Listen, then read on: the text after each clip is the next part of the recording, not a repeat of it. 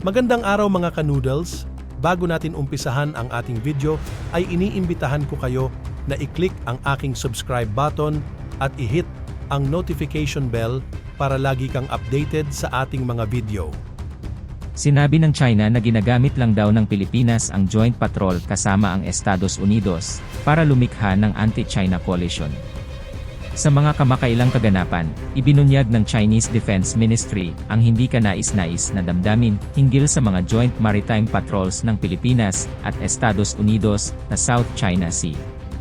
Iniangkin ng gobyerno ng China na ang mga joint patrol na ito ay tila isang hakbang ng Pilipinas upang isama ang iba pang bansa sa patuloy na tensyon sa mga di pinasirang tubig.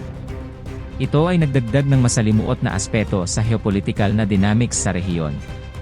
Ang South China Sea ay matagal nang pinag-uusapan, kung saan maraming bansa ang nag-aangkin ng soberanya sa iba't ibang bahagi ng mahalagang daanan sa tubig. Ang malawakang teritorial na reklamo ng China sa rehiyon ay nakatagpo ng resistensya mula sa mga kalapit na bansa, kabilang na ang Pilipinas. Lumala ang tensyon sa mga nagdaang taon habang naglalaban ang militar at ekonomikong interes sa mahalagang maritime na lugar na ito. Joint Patrols. Pinaigting ng Pilipinas at Estados Unidos ang kanilang depensa sa pamamagitan ng mga pagsasanay at patrol na militar, lalo na bilang tugon sa issue sa South China Sea. Ang mga joint patrol na ito ay naglalayon na mapanatili ang seguridad sa karagatan at tiyakin ang kalayaan ng paglalakbay sa pandaigdigang karagatan. Gayunpaman, itinatanggi ng China na ang mga operasyon na ito ay ginagamit ng Pilipinas upang magtagumpay ng suporta mula sa ibang bansa laban sa teritorial na mga reklamo ng China. Mga alegasyon ng China. Itinaas ng Chinese Defense Ministry ang pangangamba na ang Pilipinas ay gumagamit ng mga joint patrol kasama ang Estados Unidos upang internasyonalisahin ang alitan at lumikha ng anti-China coalition. Iniargumento ng China na ang maritime joint patrols ay hindi lamang para sa seguridad kundi isang estratehikong hakbang ng Pilipinas upang maakit ang ibang bansa sa laban.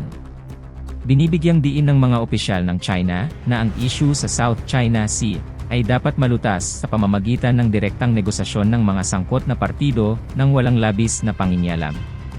Tugon ng Pilipinas.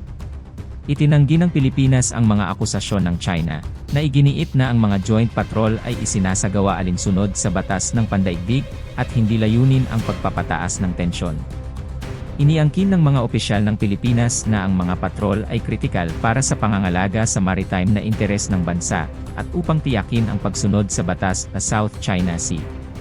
Nanatili ang Pilipinas na ang kanilang mga aksyon ay tugon lamang sa agresibong kilos ng China sa rehiyon. Internasyonal na implikasyon. Ang mga akusasyon ng China ay may mga implikasyon para sa rehiyonal na katiwasayan at ugnayan sa internasyonal. Habang nananatili ang South China Sea bilang sentro ng geopolitical na tensyon, ang anumang pagtaas sa akusasyon at kontra-akusasyon ay maaaring mag-udyok ng tensyon sa mga diplomasyang ugnayan sa pagitan ng mga sangkot na bansa.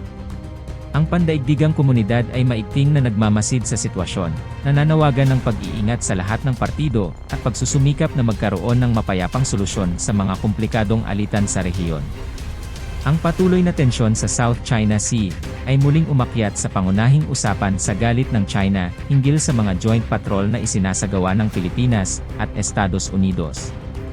Habang nag-uunlad ang sitwasyon, mahalaga ang diplomasyang pagsusumikap sa pag-iwas ng mas mataas na tensyon at paghanap ng mapayapang solusyon sa matagal ng alitan sa rehiyon. Ang pandaigdigang komunidad ay naglalaro ng mahalagang papel sa pagtutok sa dialogo at pagsusulong ng kooperasyon sa pagitan ng mga bansang sangkot upang matiyak ang katiwasayan at seguridad sa maritime sa South China Sea. Maraming salamat sa inyong panunood. Kung nagustuhan nyo ang aking video, paki-click ang like and share button at kung hindi ka pa nakasubscribe ay i-click mo na rin ang subscribe button at ang ating notification bell para lagi kang updated sa aking mga upload.